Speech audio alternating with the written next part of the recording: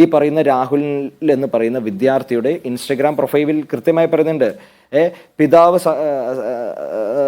സഖാവായ പിതാവിനോടൊപ്പം അദ്ദേഹത്തിൻ്റെ പ്രൊഫൈലുകൾ മുഴുവൻ ഇടതുപക്ഷ ബാക്ക്ഗ്രൗണ്ട്, SFI സമ്മേളനങ്ങളിൽ പങ്കെടുത്തു ബാക്ക്ഗ്രൗണ്ടിലുള്ള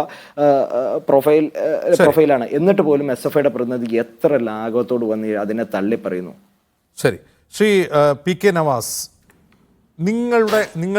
നിങ്ങൾക്കുണ്ടാവുമല്ലോ പച്ചക്കോട്ടകളൊക്കെ, ആ കോട്ടകളിൽ റാഗിംഗ് നടക്കില്ല എന്ന് ഉറപ്പിക്കാൻ നിങ്ങൾക്ക് സാധിക്കുമോ? ശ്രീ അജിത്ത്, ഞാൻ രണ്ട് കാര്യം ഞാൻ ആദ്യം പറയാം. ഒന്ന്, ഈ കേരളത്തിലെ വിദ്യാർത്ഥികൾക്കിടയിൽ അനഭിലഷണീയമായ ഒരു കാര്യമായി റാഗിംഗ് ഉയർന്നു വരുമ്പോൾ അത് വിദ്യാർത്ഥികൾക്കിടയിൽ ഉണ്ടാകും എന്ന കാര്യത്തിൽ തർക്കമില്ല. അതിനെ നിരുത്സാഹപ്പെടുത്തുക എന്ന രാഷ്ട്രീയമായ ഉത്തരവാദിത്തം MSFന്റെ പ്രസിഡന്റ് എന്ന രീതിയിൽ ഞാൻ പറയുന്നു, അത് ഞങ്ങൾ ഏറ്റെടുക്കും. ഞാൻ നേരത്തെ ASFന്റെ സുഹൃത്തിനോട് ഞാൻ ഒരു തർക്കത്തിന് വേണ്ടി ചോദിച്ചതല്ല.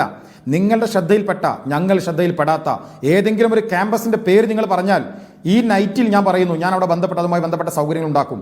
അത് എൻ്റെ ഉത്തരവാദിത്തമാണ് എന്ന ബോധത്തിലാണ് ഞാൻ സംസാരിക്കുന്നത്. ഇനി അജിംസ്, രണ്ട് കാര്യം ഞാൻ പറയാം. ഒന്ന്, ഇത് മീഡിയ വൺ തന്നെ പുറത്തുവിട്ട ഒരു ഓഡിയോ ദൃശ്യവും അതിൻ്റെ വാർത്തയുമാണ്. മീഡിയ വണ്ണിൻ്റെ വാർത്തയാണ്, നിങ്ങളത് വിഷ്വൽ കാണുന്നുണ്ടാവും.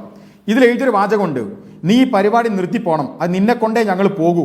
ഭീഷണിപ്പെടുത്തി റാഗിംഗ് പരാതി പിൻവലിപ്പിക്കാൻ വേണ്ടി ശ്രമിച്ചു. SFI നേതാവിൻ്റെ ഭീഷണി ശബ്ദം പുറത്ത്.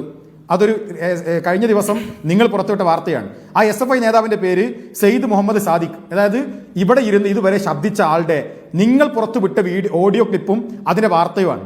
ഇദ്ദേഹം റാഗിംഗ് കേസിൽ പ്രതിയാണ്. ഇനി ഞാൻ വേറെ കാര്യം കൂടി വായിക്കാം. ഡിസംബർ മാസം 20-ാം തീയതി 2024 ഈ കഴിഞ്ഞ വർഷം സഫീർ എന്നൊരു പയ്യൻ യൂണിവേഴ്സിറ്റിയിൽ ഒരു പരാതി കൊടുത്തു. പരാതി ആർക്കും കൊടുക്കാം, വേണമെങ്കിൽ സാധിക്കും അത് നിഷേധിക്കാം.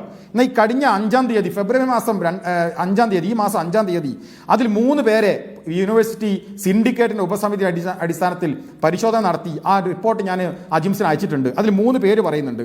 ഒന്നാമത്തെ ആൾ അജിത്ത്, രണ്ടാമത്തെ ആൾ ശിവഹരി, മൂന്നാമത്തെ ആൾ സാദിഖ്, ഡിപ്പാർട്ട്മെന്റ് ഓഫ് എഡ്യൂക്കേഷൻ. എന്ന് പറഞ്ഞാൽ ഈ പാനലിരിക്കുന്ന SFIന്റെ വെള്ളരിപ്രാവായ സുഹൃത്ത്.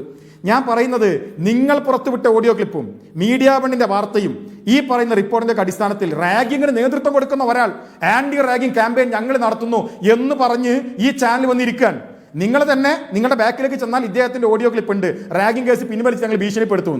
എന്നിട്ട് പറയാം MSFന്റെ പരാതിയുണ്ട്, MSFന്റെ കോട്ടയിൽ പ്രശ്നമുണ്ട് എന്ന് പറഞ്ഞാൽ, ഞാൻ സാധിക്കെ ആവർത്തിച്ചു പറയുന്നു, ഏത് കോട്ടയിൽ പ്രശ്നമുണ്ടെങ്കിലും നമുക്ക് ഒരുമിച്ച് കൈ ചേർത്ത് അവസാനിപ്പിക്കാം.